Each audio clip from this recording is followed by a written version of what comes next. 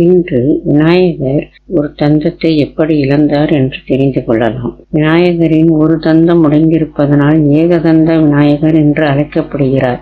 விநாயகரின் தந்தம் உடைந்ததற்கு 3 புராணக் கதைகள் கூறப்படுகிறது. அவை என்ன என்று தெரிந்து கொள்வோமா? பஞ்சபூத தத்துவத்தை விளக்கும் உருவம்தான் விநாயகர்.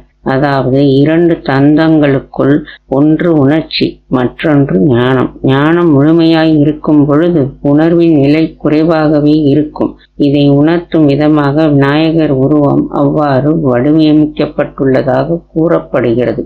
2வது கதை. சிவனை காண பரசுராமர் கைலாயம் சென்ற பொழுது சிவபெருமான் தவத்தில் இருந்ததால் பரசுராமரை விநாயக பெருமான் தடுக்க அவர் தனது கோடாரியால் விநாயகரை தாக்கிவிட்டார்.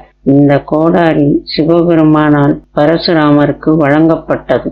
சிவனின் சக்தி வாய்ந்த அந்த கோடாரி வீச்சில் விநாயகரின் ஒரு தந்தம் உடைந்து விட்டது. அன்றிலிருந்து விநாயகர் ஏகதந்தர் என்று அழைக்கப்படுகிறார். 3வது கதை. மகாபாரதத்தை வியாசர் சொல்ல விநாயகர் எழுத திட்டமிடப்பட்டது.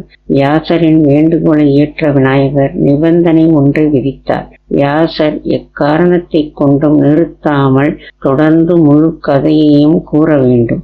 அப்படி சொல்வதை நிறுத்திவிட்டால் தானும் எழுதுவதை நிறுத்திவிட வேண்டும் என்றார். வியாசர் நிறுத்தாமல் மகாபாரதத்தின் பாக்களை சொல்ல விநாயகரும் தொடர்ந்து வேகமாக எழுதினார்.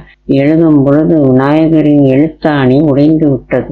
வேறு எழுத்தாணி தேட அவகாசம் இன்றி விநாயகர் தனது இடது தந்தத்தை உடைத்து அதை கொண்டு இதிகாசத்தை எழுதி முடித்தார். இதனாலேயே விநாயகருக்கு ஏகதந்தர் என்று பெயர் வழங்கப்பட்டது என்றும் கூறப்படுகிறது. வலது தந்தம் ஞானத்தையும் இடது தந்தம் உணர்ச்சியையும் குறிக்கிறது.